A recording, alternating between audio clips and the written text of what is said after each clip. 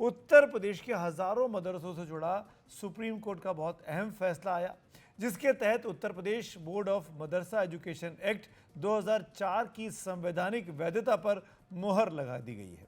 Supreme court ने इसके साथ ही 22 मार्च के इलाहाबाद हाई कोर्ट के फैसले को खारिज कर दिया, जिसमें यूपी मदरसा एक्ट को असंवैधानिक बताते हुए खारिज किया गया था। सुप्रीम कोर्ट के चीफ जस्टिस DY चंद्रचूड़ की अगुवाई में 3 जजों की बेंच ने यूपी मदरसा एक्ट पर मुहर लगाते हुए अपने फैसले में कहा कि मदरसा एक्ट मदरसों में शिक्षा के स्तर को नियमित करता है और राज्य की उस जिम्मेदारी से मेल खाता है जो ये सुनिश्चित करती है कि मान्यता प्राप्त मदरसों में पढ़ रहे छात्रों में क्षमता का ऐसा स्तर विकसित किया जा सके जिससे वो समाज में प्रभावी तरीके से हिस्सा ले सकें और आजीविका कमा सकें। संविधान के अनुच्छेद 21A और शिक्षा के अधिकार को धार्मिक और भाषाई अल्पसंख्यकों के अधिकार के साथ मिलाकर देखना होगा ताकि उनकी पसंद के शिक्षण संस्थानों को स्थापित और चलाया जा सके। लेकिन इसके साथ ही सुप्रीम कोर्ट ने यूपी मदरसा एक्ट के एक प्रावधान को खारिज भी किया, जिसके तहत उच्च डिग्रियां दी जा रही थीं। जस्टिस JB पारदीवाला और जस्टिस मनोज मिश्रा ने कहा कि मदरसा एक्ट वहां तक राज्य विधायिका के विधायी अधिकार के तहत है जहां तक वो उच्च शिक्षा से जुड़ी फाजिल और कामिल की डिग्रियों का नियमन नहीं करता है, क्योंकि ये प्रावधान यूनिवर्सिटी ग्रांट्स कमीशन के सेक्शन 22 का उल्लंघन है।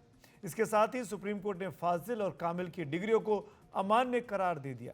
कोर्ट ने कहा कि UGC एक्ट देश में उच्च शिक्षा के स्तर को तय करता है और राज्य की विधायिका ऐसा नियम नहीं बना सकती जो UGC एक्ट का उल्लंघन करे। Kamil degree post graduate course से जुड़ी है और Fazil degree junior research program से जुड़ी है। Uttar Pradesh board of Madrasa education act 2004 के तहत मदरसों में शिक्षा का प्रावधान है, जिसके तहत NCERT पाठ्यक्रम के साथ ही धार्मिक शिक्षा भी दी जाती है। सुप्रीम कोर्ट ने कहा कि मदरसा बोर्ड राज्य सरकार की मंजूरी से ऐसे कानून लागू कर सकता है जिनसे धार्मिक अल्पसंख्यक संस्थान अल्पसंख्यक पहचान को मिटाए बगैर जरूरी स्तर की सेकुलर शिक्षा दे सके। आपको बता दें कि इलाहाबाद हाई कोर्ट ने यह कहते हुए यूपी मदरसा एक्ट को खारिज किया था कि यह धर्मनिरपेक्षता के सिद्धांतों का उल्लंघन करता है जो संविधान के मौलिक ढांचे की एक विशेषता है। धर्मनिरपेक्षता के आधार पर ही इस एक्ट को चुनौती भी दी गई थी, लेकिन सुप्रीम कोर्ट ने इलाहाबाद हाई कोर्ट की लखनऊ बेंच के फैसले को आज पलट कर रख दिया। सुप्रीम कोर्ट के आज के फैसलों का मदरसों से जुड़े लोगों और मदरसों में पढ़ने वाले छात्रों ने तहे दिल से स्वागत किया। बहुत राहत है मदरसों के लिए, और जो मदरसे आज के नहीं थे, ये 1908 से चल रहा था, एक एक्ट के तहत चल रहा था। बस इतनी सी बात इसके अंदर आई है कि जो मदरसों से कामिल और फाजिल की डिग्रियां सर्टिफिकेट दिए जाते थे, कामिल और फाजिल के, उनको कोर्ट ने ये कहा है कि चूंकि वो डिग्री है UGC एक्ट के तहत उसको नहीं माना जाएगा।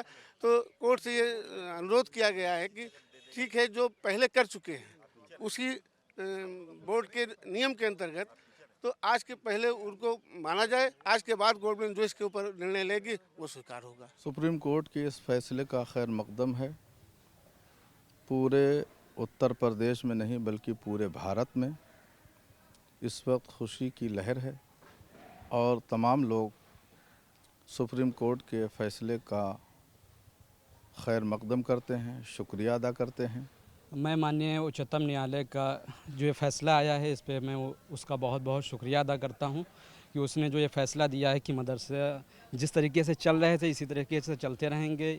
इस पर हम तमाम छात्र और हमारे असातिज़ा सब इस फैसले को उच्चतम न्यायालय के इस फैसले को तहे दिल से शुक्र अदा करते हैं। आज सुप्रीम कोर्ट ने बहुत ही ऐतिहासिक फैसला दिया है।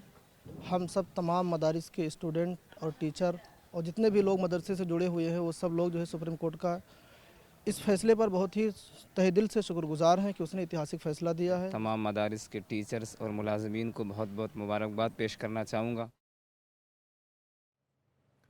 मदरसे से जुड़ा मुद्दा है, लिहाजा इसके राजनीतिक मायने भी हैं। समाजवादी पार्टी ने फैसले का स्वागत किया तो उत्तर प्रदेश में सत्तारूढ़ BJP ने कहा कि सुप्रीम कोर्ट के फैसले पर अमल किया जाएगा। देखिए, शिक्षा सवाल खड़े करती है, सवाल पूछती है, और भारतीय जनता पार्टी को सवालों से दिक्कत है। फिर सवाल पूछने वाला प्राथमिक विद्यालयों का छात्र हो, जिन प्राथमिक विद्यालयों के बारे में भारतीय जनता पार्टी की क्या राय है ये सब जानते हैं। मदरसों के बारे में भारतीय जनता पार्टी क्या सोचती है ये सब जानते हैं। देश की सबसे बड़ी अदालत का मदरसा बोर्ड को लेके आया फैसला, समाजवादी पार्टी उस फैसले का स्वागत करती है। आदरणीय अखिलेश यादव जी ने अगस्त 2015 में मदरसों में मॉडर्न शिक्षा कैसे दी जाए, कंप्यूटर की हिंदी इंग्लिश की पढ़ाई कैसे की जाए, उस पर काम करने का काम किया था, लागू करने का काम किया था। भारतीय जनता पार्टी ने प्राथमिक विद्यालयों को लेके, मदरसों को लेके हमेशा राजनीति की है, शिक्षा से लोगों को वंचित करने का काम किया है। समाजवादी पार्टी देश की सबसे बड़ी अदालत के मदरसा बोर्ड पे आए फैसले का स्वागत करती है। माननीय सर्वोच्च न्यायालय का निर्णय हो या माननीय उच्च न्यायालय का निर्णय हो या किसी भी न्यायालय का निर्णय हो, सरकार उसके अनुपालन में काम करती है। और हमने हमेशा से संवैधानिक तरीके से जो भी चीज़ें चल रही हैं उस पर हमने उनको आगे बढ़ाने का काम किया आदरणीय योगी सरकार ने। और जहाँ तक रही बात मदरसों की, तो मदरसों को लेकर किसी ने पीआईएल करी थी, उसकी पीआईएल को सुप्रीम कोर्ट में चैलेंज किया गया माननीय उच्च न्यायालय के फैसले को। तो जो फैसला माननीय सर्वोच्च न्यायालय से आया है, हम उसके अनुपालन में ही काम कर रहे थे और आगे भी हम उसी के अनुपालन में काम करेंगे।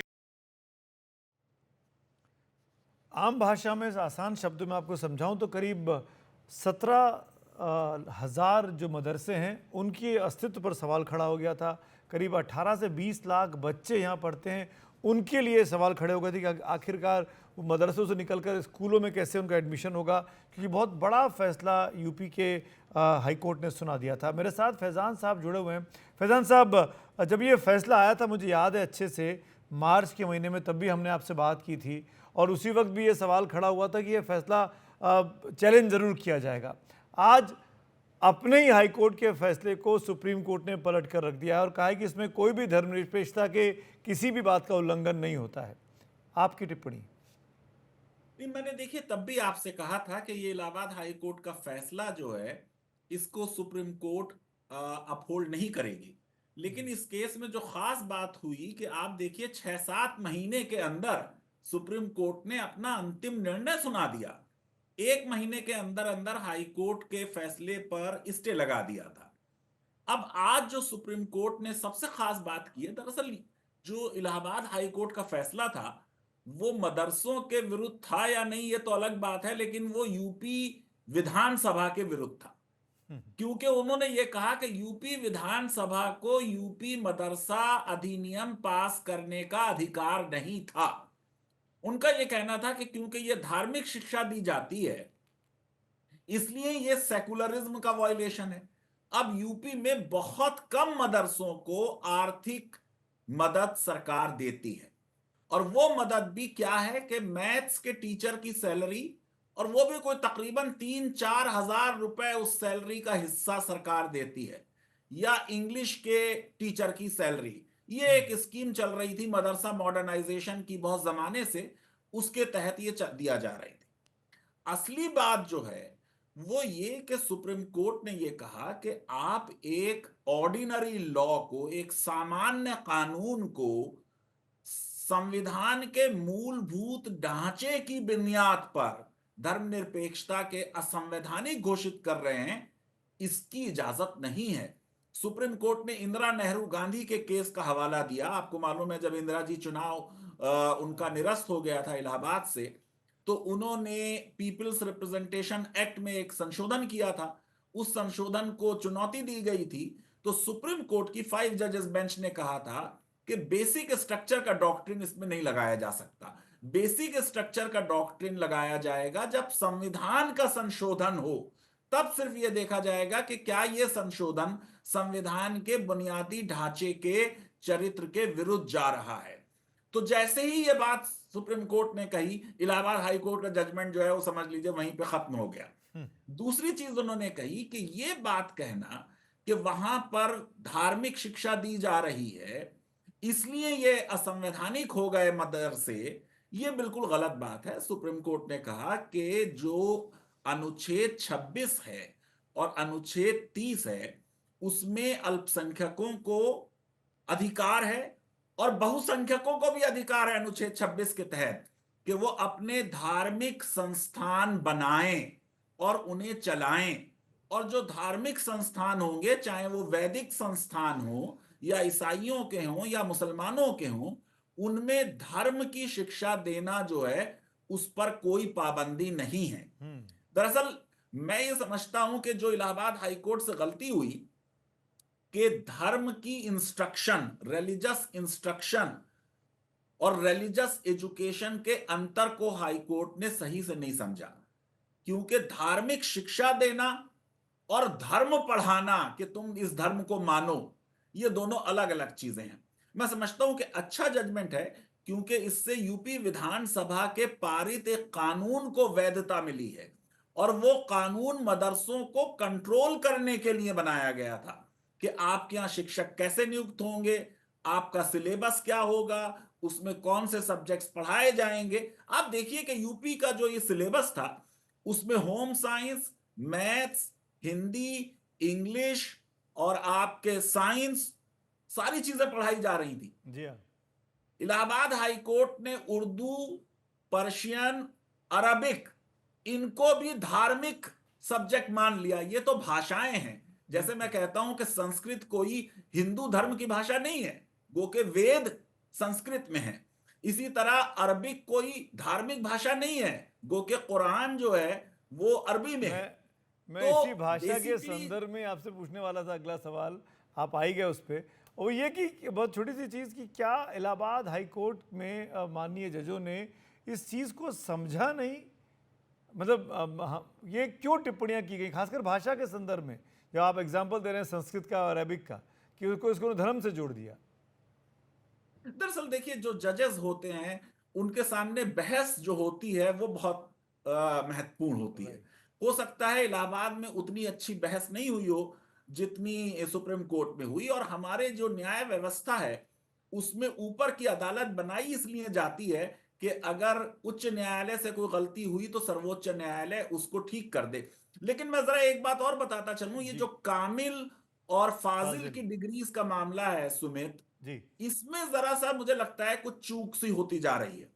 ये डिग्री कुछ विश्वविद्यालयों में सिर्फ कुछ सब्जेक्ट्स के लिए रिकॉग्नाइज है।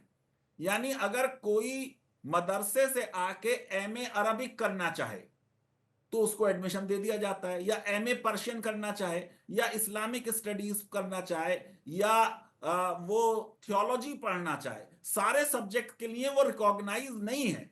तो अब इनको जाके यूजीसी से इन डिग्रीज को रिकॉग्नाइज करना चाहिए। दरअसल ये एक रास्ता है इसका, डिग्री फाजिल और कामिल के रिकॉग्निशन का, जिससे मदरसे के बच्चे हमारे विश्वविद्यालयों में आते हैं। इलाहाबाद हाईकोर्ट से एक और जो गलती हुई, उन्होंने कहा कि साहब मदरसों की क्वालिटी बड़ी खराब है। जो हमारे सरकारी स्कूल है उनका और सेकुलर स्कूल हैं उनकी क्वालिटी के बारे में हर साल एनुअल रिपोर्ट आती है, आपको मालूम है, एनुअल स्टेटस ऑफ एजुकेशन। वो क्या बता रहा है कि 14 से 18 साल के बच्चे क्लास 2 की टेक्स्ट बहुत मुश्किल से पढ़ पाते हैं और 5वें क्लास का गणित कर नहीं पाते हैं। तो जो हमारी ये मॉडर्न एजुकेशन की संस्थान है, इनमें भी स्टैंडर्ड खराब है। 45% देश के ग्रेजुएट जो हैं उनको एम्प्लॉयमेंट नहीं दिया जा सकता, वो अनएम्प्लॉयबल हैं। तो हमारे यहाँ शिक्षा का स्तर, आप सोचिए मदरसों में कभी राजा राम मोहन रॉय पढ़ते थे, मदरसे के पढ़े हुए थे। बिल्कुल। तो मैं ये समझता हूं कि सब जगह स्तर अच्छा होना चाहिए, लेकिन आज सुप्रीम कोर्ट ने जो बहुत सी टिप्पणियां अल्पसंख्यक शिक्षण संस्थानों के अधिकारों के बारे में कही हैं, उनकी असली परीक्षा सुमित जब अलीगढ़ मुस्लिम विश्वविद्यालय का जजमेंट परसों आएगा या उसके अगले दिन, उसमें होगी। क्योंकि ये आज के जजमेंट में कोई बहुत लोगों को उम्मीद नहीं थी कि सुप्रीम कोर्ट हाई कोर्ट के फैसले को अपहोल्ड कर देगी। ज्यादातर को यही लगता था कि हाई कोर्ट का फैसला गलत है और सुप्रीम कोर्ट उसे पलट देगी। जी फैजान साहब, बहुत बहुत शुक्रिया आपके वक्त के लिए। दोनों विषयों पर आपने बहुत अच्छी टिप्पणियां की, जनता को भी समझ में आया होगा, दर्शकों को भी अच्छा लगा होगा जब आप अपनी आसान भाषा में इन अहम मुद्दों को समझाते हैं।